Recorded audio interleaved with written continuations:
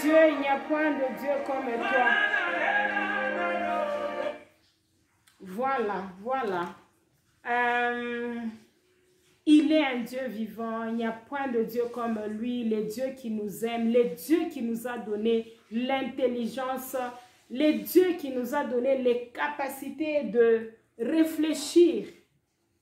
La raison pour laquelle j'ai mis la chanson ici, c'est parce que je veux parler de la sœur Oshimana, la Nigérienne. Je voulais un peu parler d'elle. Je suis vraiment en train de suivre son histoire de près. Je m'excuse. J'ai vu comme si je suis en train de briller un peu. Je suis en train de suivre son histoire très de près. Et je suis un peu qui dit quoi. Et en conclusion, aujourd'hui, je vous amène ceci. Comme je dis la fois passée, on parlera plus des abus de la femme. Parce que Fix Me, c'est une voix pour les femmes qui sont abusées. Le pasteur, parce que je vais parler plus, je parle plus de l'église, des pasteurs, parce que 75% de la population dans le monde sont dans les églises pentecôtistes où elles sont en dessous des pasteurs. Et quand tu es en dessous des pasteurs, on suit ce qu'ils sont en train de nous dire aveuglement. C'est ça. Si je dis ça, c'est parce que ça m'a aussi pris du temps pour comprendre que tu dois être normal, la vie est normale, tu dois être toi. Ne crois pas aveuglément, ne crois pas comme une folle, sans s'aimer. Des fois, on s'oublie. Des fois, on oublie nos familles, on oublie notre vie, mais on est en train de focus à bâtir la vie de quelqu'un d'autre et on se détruit. Et je suis en train de réveiller, par la grâce de Dieu, les femmes, qu'on rentre un peu derrière, qu'on prend soin de nous, qu'on prend soin de nos familles, qu'on ne se laisse pas détruire à cause des églises. Non, beaucoup de femmes sont mortes à cause de l'église. Beaucoup de femmes sont mortes, elles ont laissé leurs enfants à cause des églises. Beaucoup de femmes sont malades, très malades.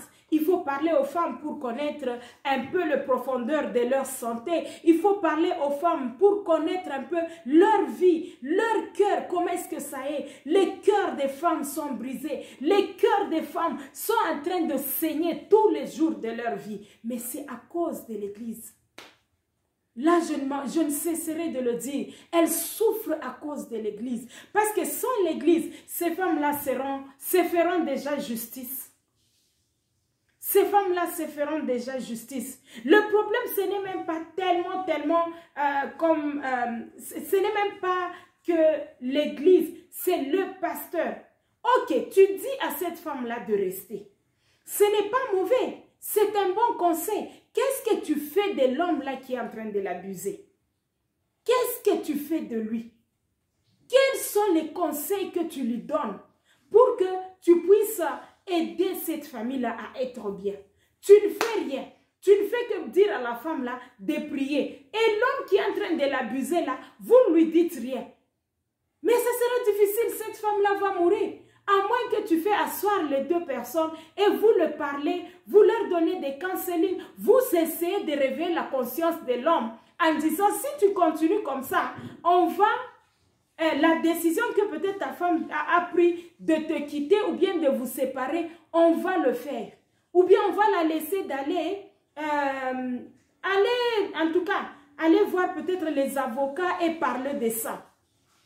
C'est seulement après la mort que les gens se tiennent.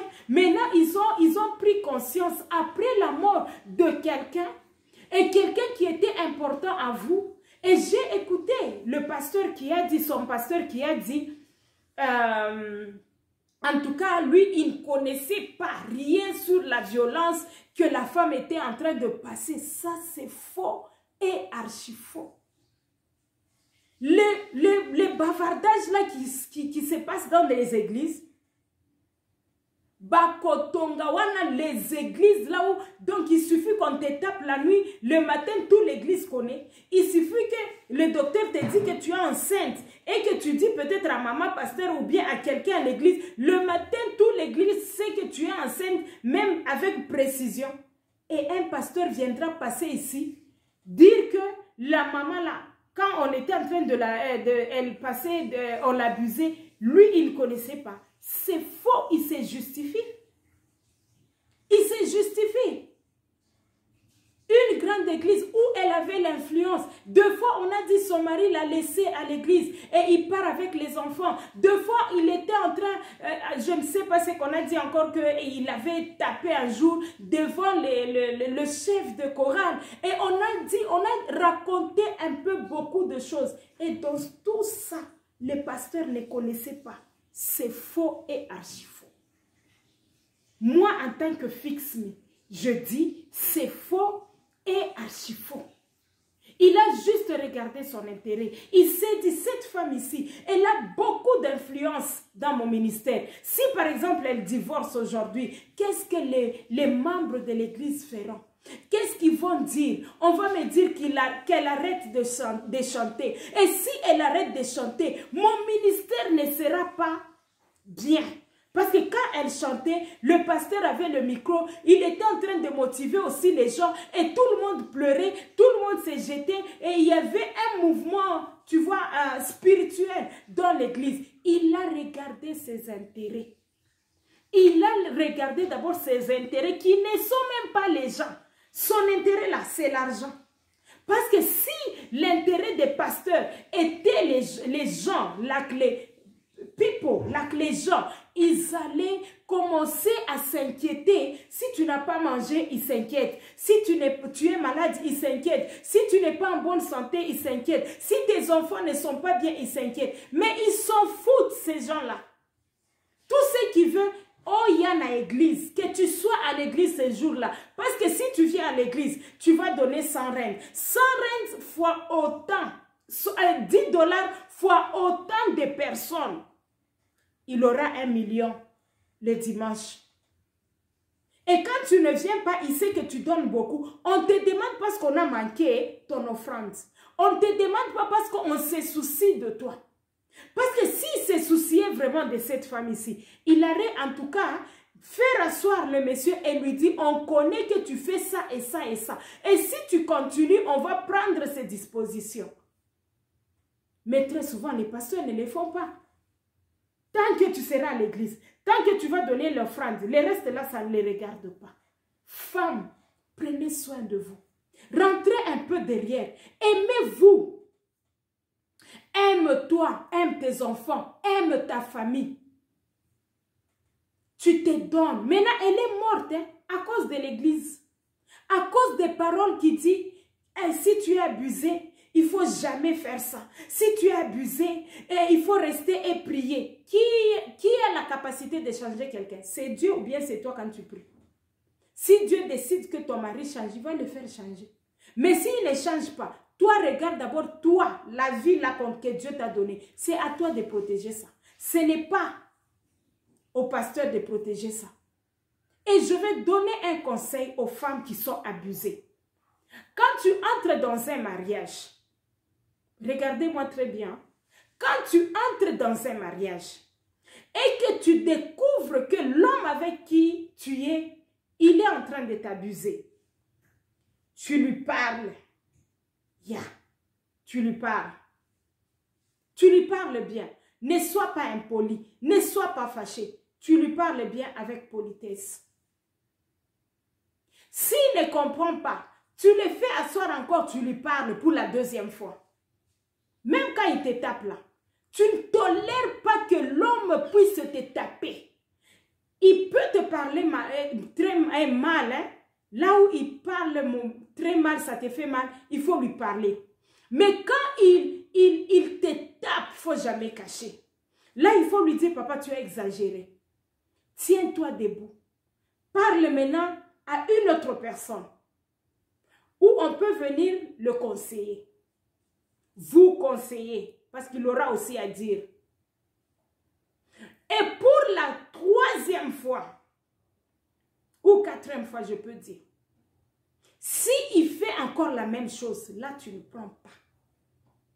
Parce que quand tu pardonnes à un homme, pour la première fois, deuxième fois, troisième fois, quatrième fois, ça devient une habitude. Il ne va pas changer. Là, il faut te tenir. Là, il faut te tenir sur tes deux pieds et faire quelque chose avec ça. Parce que quand tu te tiens là, tu écoutes les conseils qu'on donne, les conseils féminins là qu'on donne seulement aux femmes. C'est le moment où tu commences à être brisé. Il y a une histoire qu'on m'a dit aujourd'hui d'une de mes clientes. Elle est policière. Elle est morte. Elle s'est suicidée. Elle a pris les médicaments, elle a bu et puis elle est morte. Une très jolie fille. Une très jolie fille. Et elle n'a que 30 ans. Elle est morte à cause d'un mari qui le minimisait. Elle avait son travail. Elle travaille dans le gouvernement. Quand tu travailles, tu es un policier. On ne te paie pas le gouvernement. Ce n'est pas qu'elle manquait l'argent. Ce n'est pas qu'elle a manqué la maison. Elle a une maison. Elle a ses enfants. Elle a son travail qu'on lui paye tout chaque mois. Mais elle avait juste un mari qui l'a minimisé. Et on m'a dit aujourd'hui, non, maman Lydia, son mari était chrétien, un chrétien voué. Chrétien voué. Voué à qui? Au diable ou bien voué à qui? Mais le mari lui parlait mal à la femme. Le mari minimisait cette femme-là. Le mari minimisait cette femme. Malgré sa beauté, elle n'avait pas confiance en elle. Elle a été à l'hôpital où les médecins lui ont dit, l'état où tu es arrivé, c'est un état où elle ne croit pas en elle. Elle ne croit pas en elle. Elle est détruite à l'intérieur jusqu'à ce que le vendredi, elle a pris les médicaments, elle a bu et elle est partie. À cause d'un homme. Un homme peut te torturer petit à petit jusqu'à ce qu'un jour tu t'aimes comme ça, tu te dis je n'ai plus besoin de cette vie. Et ça arrive toujours quand tu es en train de tolérer. Dans le mariage là, tolérance est zéro pour le moment.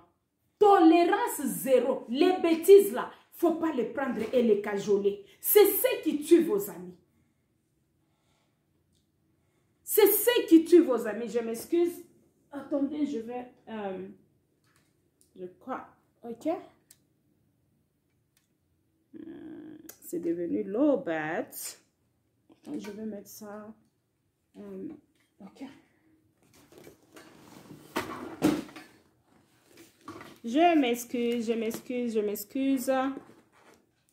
Je vais arranger ça bientôt là.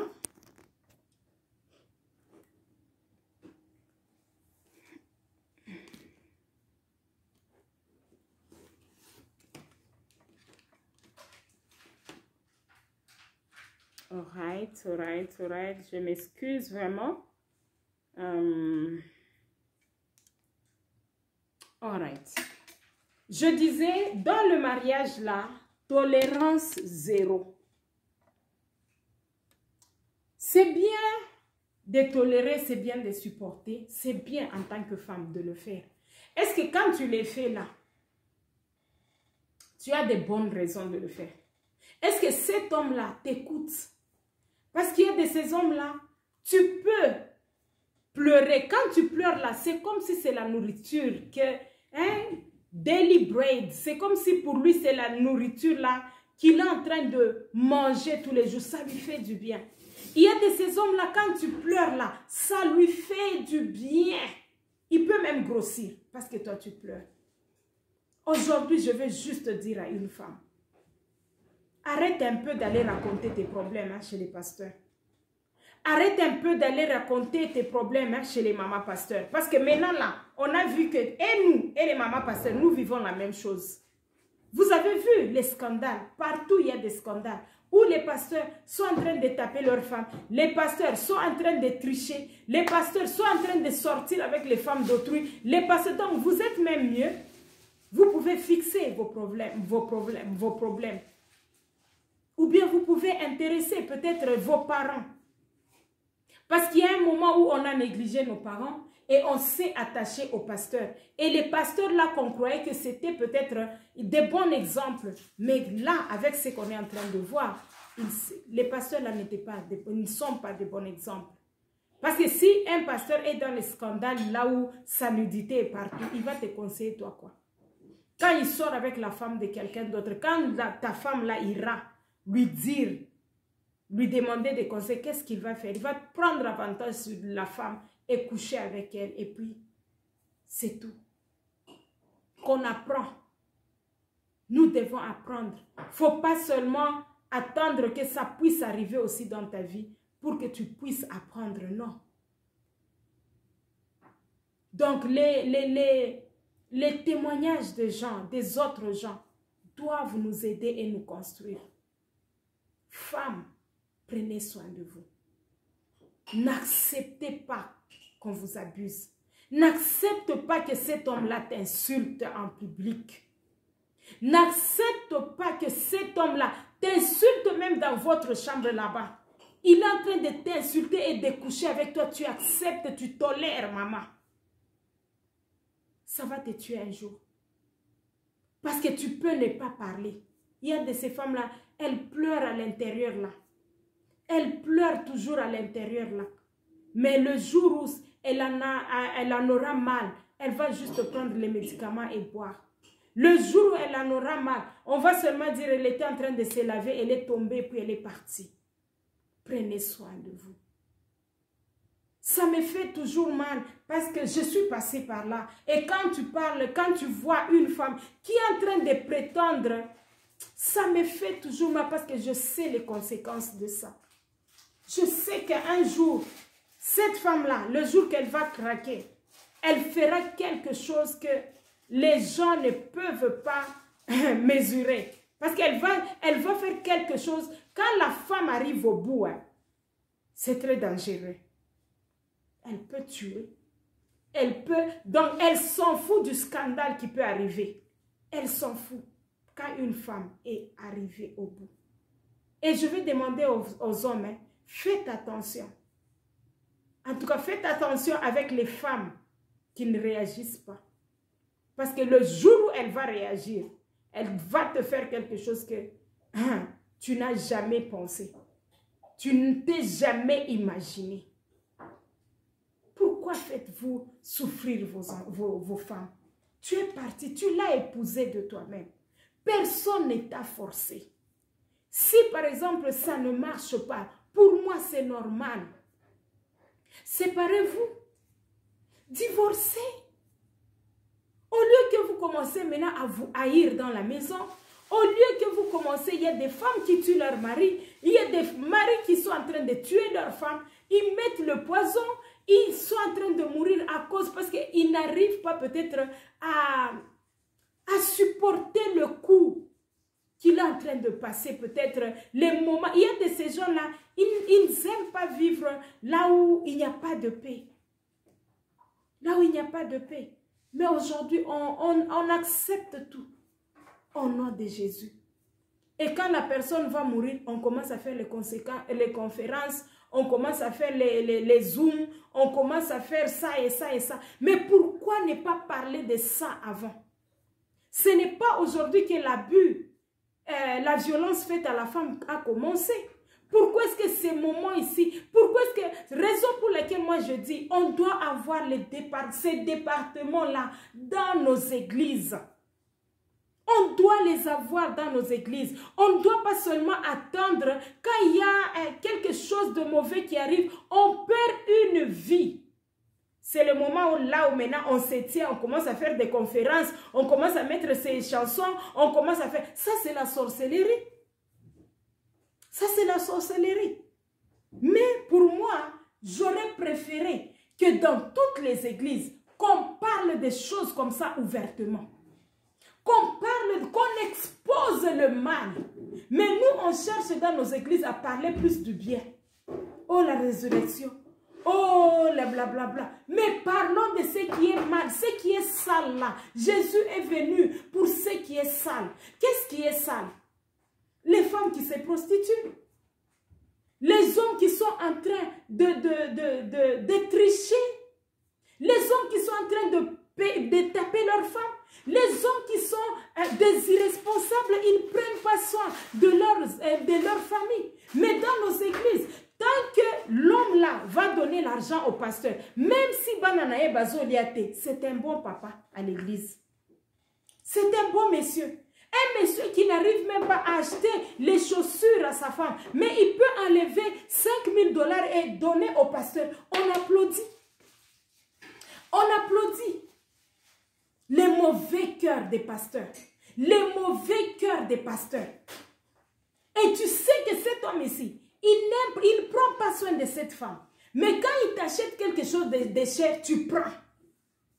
Tu prends, tu lui donnes même les responsabilités à l'église. Tu prends, tu lui donnes même la prédication. Ça, c'est quel cœur que vous avez? C'est quel cœur que vous avez? Moi, je pense qu'un pasteur, c'est un papa qui peut commencer à parler de tout à l'église. Mais on parle, révélation, on t'a dit non, la femme là, elle s'est battue. Wana est sa révélation. Tu viendras le dimanche. Nous, on vient pour que Dieu nous parle, pour qu'il arrange nos familles. Tu commences à nous parler les choses que tu as prises dans les gossips. Les choses qu'on t'a appelées, on a critiqué une femme d'autrui. Les choses qu'on t'a appelées, on a critiqué un mari d'autrui. C'est les choses que toi, tu vas faire asseoir les peuples de Dieu et en train de lui dire. Au moment où il y a des gens qui souffrent à l'église, au moment où il y a des femmes qui n'ont pas dormi dans leur maison le jour-là, au lieu de parler des abus, parce que l'église doit construire. Attends, maman. L'église, wait for me, hein? L'église doit construire les familles. Et quand tu construis les familles, tu auras même ton église aussi sera bien. Mais on se focus dans les histoires qui n'ont pas de sens. Dans des histoires qui n'ont même pas de valeur. C'est là où nous, on se focus. Parce que toi, quand on te voit à l'église, quand les pasteurs, quand ils vous voient, ils ne voient pas vos visages. Hein. Ils voient combien est-ce qu'il aura ce dimanche-là. Raison pour laquelle vos problèmes-là ne les intéressent pas. Parce que quand on vous regarde, vous êtes des personnes, mais lui, il voit les montants. Qu'aujourd'hui, on est peut-être à 100, je peux avoir peut-être moins 200, 300 $. Donc, ton problème là, tu as passé une nuit dehors, ou bien tu avais mangé, ou bien tu es malade, ça ne lui regarde pas. Ça ne lui regarde pas. Raison pour laquelle, même ce qu'on donne comme conseil, ce ne sont pas les conseils qui construisent. On peut aller conseiller là où... Let me just stop here. Chaque fois que je parle de la violence de la femme, j'ai la colère dans moi. J'ai la colère parce que avant que tu arrives à l'étape où je suis maintenant, où j'ai compris que tu dois te tenir pour ta vie, ça prend. C'est trop de blessures, c'est trop de manipulations, on t'utilise dans tous les sens. On prend avantage de ta faiblesse, on prend avantage parce que tu es une petite fille, tu ne sais pas, tu ne connais pas beaucoup et on prend avantage de ça. On prend avantage de ça. Et quand je vois une femme qui est en train de pleurer, quand je vois une femme qui vient à peine de mourir, comme ma cliente là qui vient de mourir, ça me brise, ça me brise encore, ça me donne cette colère là. Mais que faire? Que faire? Que faire? Parce que pour le moment, même les gens qui étaient peut-être la force de la femme, c'était les mamans pasta, on courait chez eux, on allait leur raconter, mais elles sont en train de vivre les mêmes histoires que nous. Et si la femme ne se tient pas, on aura beaucoup de morts. On aura à enterrer des milliers et des milliers de femmes.